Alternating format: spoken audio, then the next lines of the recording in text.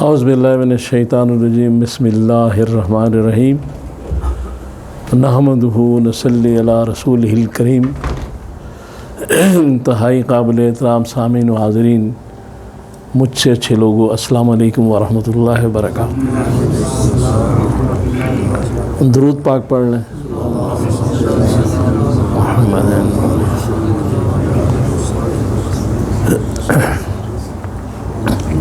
آج جس موضوع پہ بات کرنا چاہتا ہوں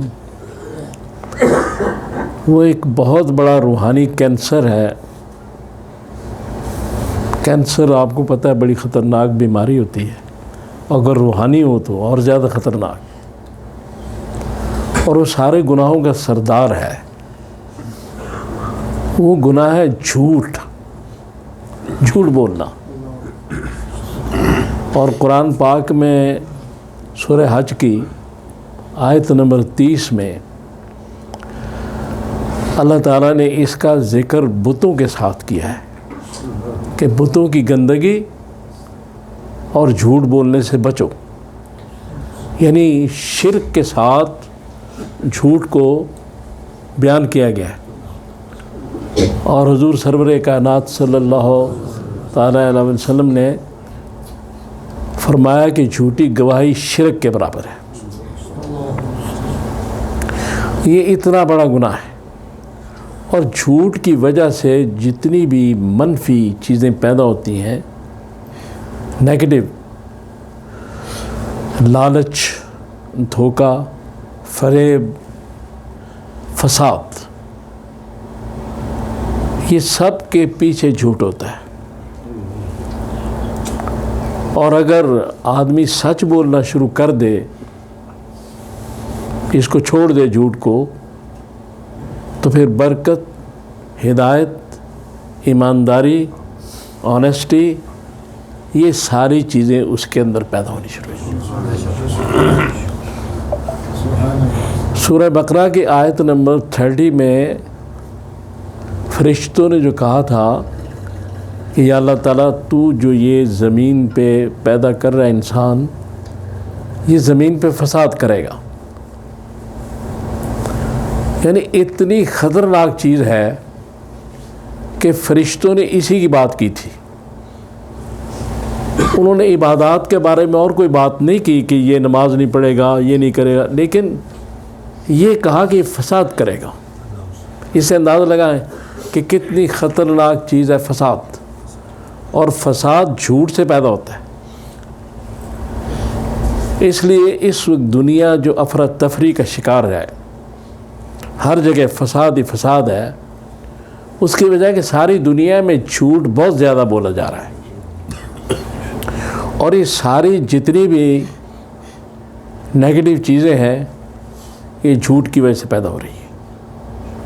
اگر فساد رک جائے، امن قائم ہو جائے، تو اس کا مقصد ہے کہ یہ زمین جنت بن جائے گی۔ جنت کی مثال کے طور پہ بات کر رہا ہوں، جنت تو بہت اونچی چیز ہے، لیکن یہاں امن اس طرح ہو جائے گا۔ اور رسول اللہ صلی اللہ تعالیٰ علیہ وآلہ وسلم نے جب دین حق کافروں کے سامنے پیش کرنے کے لیے جو پہلی گفتگو فرمائی تھی، اس میں یہ کہا تھا کہ 40 سال تمہارے درمیان رہا ہوں، تو میں کیسا انسان ہوں۔ تو میرا خیال ہے کہ ان کے ذہن میں بھی سب سے بڑی یہی خوبی تھی جو انہوں نے بیان کی۔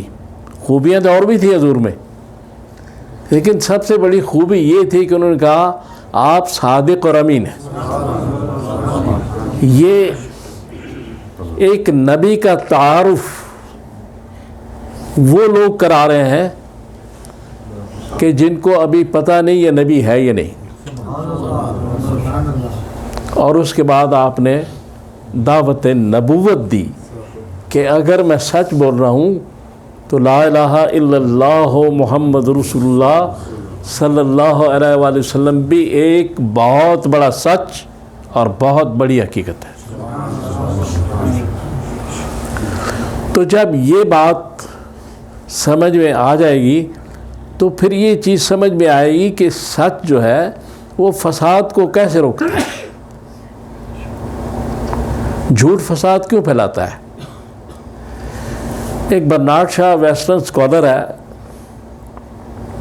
وہ رسول اللہ صلی اللہ علیہ وسلم پہ بڑا کرٹیسزم کرتا تھا، تنقید کرتا تھا، لیکن اس کو یہ کہنا پڑا کہ اس نے کہا there would be peace in world only and only if Muhammad of Arabia comes today۔ یعنی دنیا میں امن صرف ایک ہی وجہ سے پیدا ہو سکتا ہے کہ محمد صلی اللہ علیہ وسلم آج تشریف لے آئے۔ یہ وہ سچائی کی طاقت ہے، یہ وہ صادق ہونے کا ایک معجزہ ہے کہ وہ آدمی جو ہمیشہ حضور کے خلاف لکھتا تھا اس کو بھی یہ بات ماننی پڑی، اور اس نے پھر آگے جا کہا کہ he was the severe of humanity, یعنی وہ انسانیت کا نجات دہندہ تھا۔ وہ دیکھیں جو نہیں مانتے، جادو وہ ہوتا ہے جو سر چڑھ کے بولتا ہے، وہاں وہ نہیں مانتے تھے کافر، تو انہوں نے کہا آپ صادق امین ہیں۔ یہاں یہ نہیں مانتا تھا اس نے یہ بات کی، اس دور میں بھی بات ہوئی، اس دور میں بھی بات ہوئی، اور بات ہوئی سچ کی۔ اس لیے قرآن نے سورہ بنی اسرائیل میں ایک واضح پیغام دیا، آیت نمبر 81، قُلْ جَاءَ الْحَقُّ وَزَهَقَ الْبَاطِلُ إِنَّ الْبَاطِلَ كَانَ زَهُوقًا۔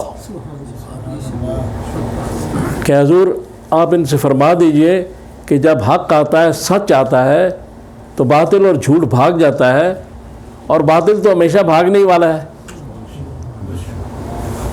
تو اس لیے اگر آج ہم جھوٹ چھوڑ دیں، اسی لمحے ایک عہد کریں، تو ہمارے اندر روحانی طاقت میں اتنا اضافہ ہوگا کہ بے شمار تبدیلیاں ہم اپنے گھر میں، اپنی ذات میں اور اپنے ارد گرد محسوس کریں گے۔ اور جو روحانیت ڈھونڈنے والے لوگ ہیں ان کو سچ پر آنا پڑے گا۔ جس وقت سچ بولنا شروع کر دیا جائے گا، آٹومیٹیکلی اندر سے روحانیت پیدا ہونی شروع ہو جائے گی، برکت آ جائے گی، دینداری آ جائے گی، ایمانداری آ جائے گی، آنیسٹی آ جائے گی۔ سچ بولنا جو ہے، اس کے بعد پھر آدمی رشوت تو نہیں دے سکتا، کرپٹ تو نہیں ہو سکتا۔ یہ ساری تو بیماریاں جھوٹ کی ہیں۔ جتنی بھی بیماریاں اور جن چیزوں کی وجہ سے دنیا میں فساد پیدا ہوا، وہ عام طور پہ تاریخ میں بیان کی جاتی ہیں، زر، زن، زمین، تین چیزیں۔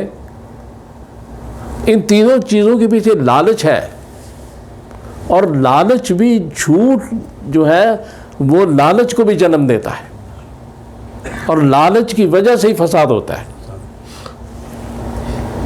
اس لیے اگر سچ بولنا شروع کر دیا جائے، کوشش کرنی چاہیے، اللہ تعالیٰ مدد فرمائے گا، تو آپ یا میں، ہم اپنے اندر بے شمار ایسی روحانی تبدیلیاں دیکھیں گے جو پہلے ہمیں ان کا علم نہیں تھا، اور یہ چیزیں بالکل جو اس وقت ہمارے پس پردہ ہیں یا کنفیوژن میں ہیں، وہ واضح ہوتی جائیں گی۔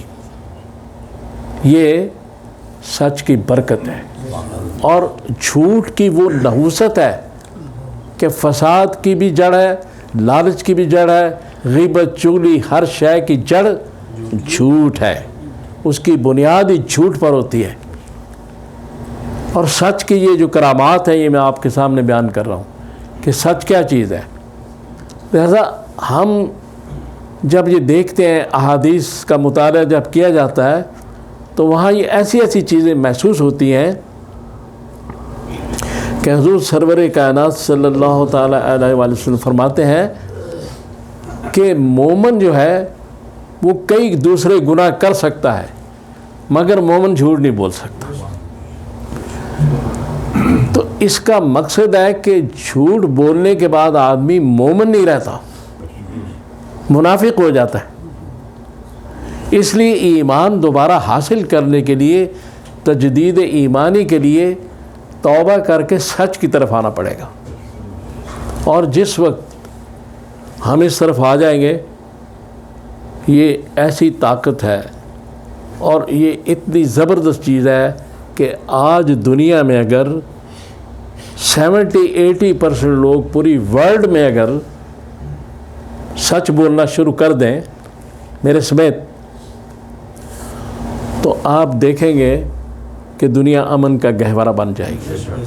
یہ جو افراتفری، ہیرا پھیری، ناپ تول میں کمی، چیزوں میں ملاوٹ، یہ ساری چیزیں صرف اس وجہ سے ہیں کہ ہمارا معاشرہ آج جھوٹ میں اتنا ڈوب چکا ہے کہ جھوٹ کو جھوٹ ہی نہیں سمجھا جا رہا. میرا ایک شعر ہے آخر میں کہنا چاہتا ہوں، بڑا پرانا شعر ہے. بہرحال اس دور میں امجد سچ کیا ہے یہ جھوٹے بہتر جانتے ہیں. جو ساری باتیں سچ کہہ دے اس دور میں وہی جھوٹا ہے.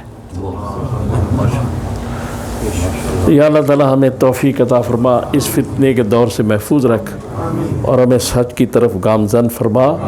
اپنے حبیب پاک کا صدقہ رحمت برکت نازل فرما. وَأُفَوِّضُ أَمْرِي إِلَى اللَّهِ إِنَّ اللَّهَ بَصِيرٌ بِالْعِبَادِ. صلی اللہ تعالیٰ علیہ